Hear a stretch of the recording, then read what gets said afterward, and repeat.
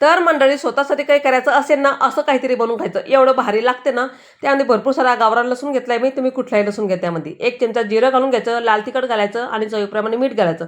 चांगलं त्याला रगडून काढायचं. अशी ओलसरच चटणी तयार व्हायला पाहिजे का आपली, तरच ती चांगली लागते. आता कणकेचा उंडा आहे तो पूर्ण पातळ पोळी लाटून घ्यायची आपल्याला.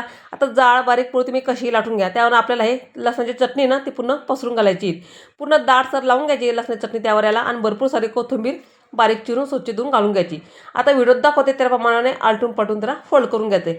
पुन्हा फोल्ड करून घ्यायची, सुरीच्याच मध्येने मधोमध त्याला कट करून घ्यायची. असं लेअर पडले पाहिजे त्याला, आणि मस्त असं गोळा तयार करून घ्यायचा आणि पीठ लावून त्याला पोळी लाटून घ्यायची. आता मिडियम साईजची पराठा लाटून घ्यायचा, खूप जास्त पातळही लाटू नका बरं का.